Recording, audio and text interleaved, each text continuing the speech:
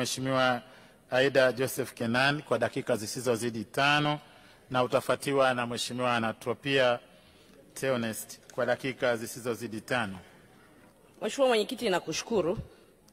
Ofisi ya Rais TAMISEMI, tukifanya vizuri tunamtendea haki mwenye jina mwenyewe. Tukifanya vibaya hatumtendei haki mwenye jina mwenyewe, Mheshimiwa Rais.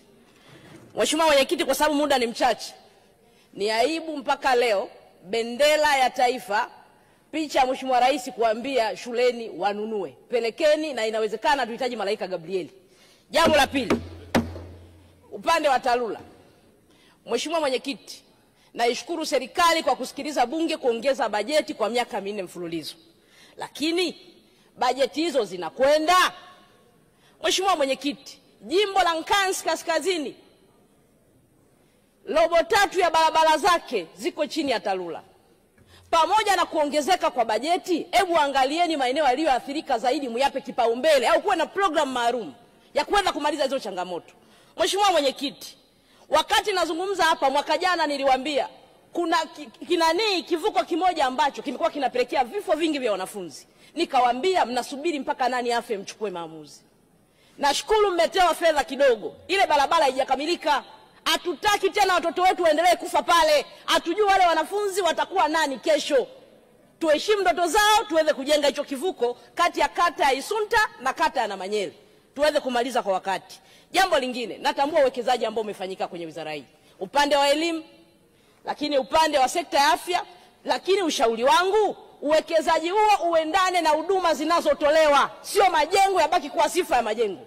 Huduma hizo zitolewe kulingana na uwekezaji uliofanyika. Jambo lingine, Mheshimiwa Mwenyekiti, upande wa elimu, tuangalie sana, kuna mikoa ambayo ilikuwa nyuma kielimu. Lengo keki ya taifa tuigawanye kote, kwa maeneo yale mengine yapewe kipaumbele zaidi. Jambo lingine, Mheshimiwa Mwenyekiti, ni uchaguzi wa serikali za mitaa. Tulitumia bilioni 254. Fedha kutumia sio jambo baya. Nini kilienda kufanyika?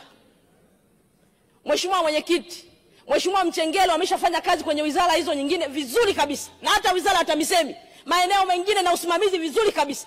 Kwenye eneo la uchaguzi wa serikali za mitaa, mimi ni Mkristo Mkatoliki. Ukweli utaniweka huru, mambo yalifanyika ya hovyo kabisa mwaka jana kwenye uchaguzi wa serikali za mitaa. Kuanzia mwanzo kwenye kuwaengua wagombea haiwezekani. Tena mnaondoa mambo ambayo hayapo kisheria wala kikanuni. Mheshimiwa Waziri, wewe ni mwanasheria. Eti mnasema form moja sehemu aliyojaza anajua kusoma Kiswahili, kwamba eti alipiga tiki sehemu ya pili kwamba anajua na Kiingereza, kwa alikosea kujaza form. Hilo jambo linamuondoa mgombea. Naomba niwaambie, amani tunayoimba, amani ni tunda la haki. Tusipoiandaa haki, amani tutaimba hitaji kutumia mtutu wa bunduki. Mheshimiwa Rais ameanza vizuri, ametenda vizuri. Yaliyotokea kwenye uchaguzi wa serikali za mitaa, bado maumivu ya Watanzania ni makubwa. Imani imepotea juu ya kulinda haki yao kwenye kura zao watakazopiga. Mimi naeleza hapa, naipenda nchi yangu. Niliwaambia wananchi wangu wasifanye fujo. Sitaki ndugu zangu waumie wala wafe kwa ajili ya uchaguzi. Mheshimiwa Mwenyekiti, kama kuna ajabu ilitokea, hata wale wachache waliotangazwa, siku wanakwenda kuapishwa kwa hakimu, wanakutana na aliyeshindwa, anasema nimeagizwa na chama changu nije niape. Ni aibu ya taifa. Amani tunayoizungumza leo ilitengenezwa, na kutengeneza kwake ni haki. Tendeni haki. Mheshimiwa Rais amefanya mambo yake mazuri, wasubiri wananchi waamue, na haki za watu zilindwe, maamuzi yao yaheshimiwe. Hakuna mtu leo mnaona mambo yanazungumzwa hapa, no reform no election, hayaji tu, ni mambo yamesababishwa na hayo maumivu ambayo watu wanazungumza.